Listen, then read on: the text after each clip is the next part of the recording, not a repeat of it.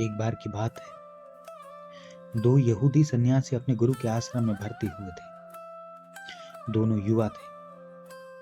वे वहां प्रभु की शिक्षा लेने गए थे। वे वहां उस द्वार के संबंध में समझने गए थे जो परमात्मा तक ले जा सके।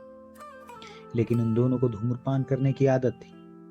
दोनों को सिगरेट पीने की आदत थी। गुरु के आश्रम में कैसे सिगरेट पी सकेंगे? वे बहुत चिंतित हो गए। फिर उन्हें आश्रम में जाकर पता चला कि 1 घंटे के लिए आश्रम के बाहर बगीचे में घूमने की आज्ञा मिलती, लेकिन वह आज्ञा भी घूमने के लिए नहीं मिलती।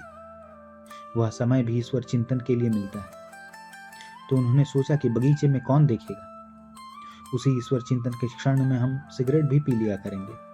लेकिन फिर उन्हें ख्याल आया कि असत्य का व्यवहार आते ही शुरू कर देना ठीक नहीं है। हम जाकर गुरु से पूछ लेंगे और आज्ञा लेकर ही पिएंगे।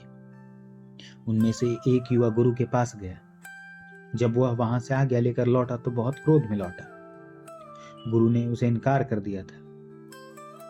एकदम बोले थे गुरु की नहीं, सिगरेट नहीं पी सकते। वह जब लौट कर आया तो उसने देखा कि बगीचे में तो उसका साथी गुरु से पूछकर पहले ही आ गया है और बैठा हुआ सिगरेट पी रहा है।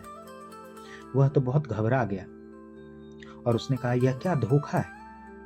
क्या गुरु की आज्ञा नहीं मान रहे हो तुम?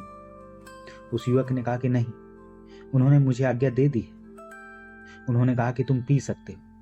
तब तो उस युवक का मन और क्रोध और प्रतिशोध से भर गया। उसने कहा कि यह क्या अन्याय है, यह क्या भेदभाव है।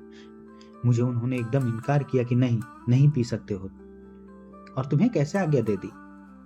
उस सिगरेट पीते हुए युवक ने पूछा कि तुमने उनसे क्या पूछा था? उस युवक ने कहा, पूछने की क्या बात है, मैंने पूछा था कि क्या मैं ईश्वर चिंतन के समय सिगरेट पी सकता हूं? उन्होंने कहा नहीं, बिल्कुल नहीं। और तुमने क्या पूछा था? वह युवक हंसने लगा। उसने कहा कि मैंने पूछा था कि क्या मैं सिगरेट पीते समय ईश्वर चिंतन कर सकता हूं? उन्होंने कहा कि हाँ, बिल्कुल कर सकते हो। 1 इंच का फर्क और स्वर्ग और नरक अलग हो जाते हैं। 1 इंच का फासला है हाँ और ना को उपलब्ध हो सकते हैं। 1 इंच का फासला है, वही जीवन स्वीकृति बन सकता है, वही जीवन अस्वीकृति।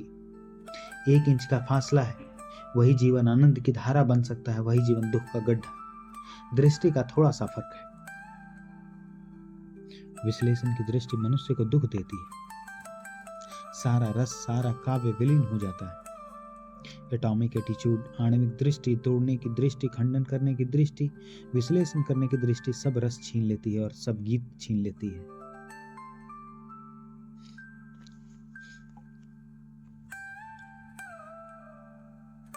अगर विचार पसंद आ रहे हैं तो चैनल को सब्सक्राइब जरूर करें। धन्यवाद।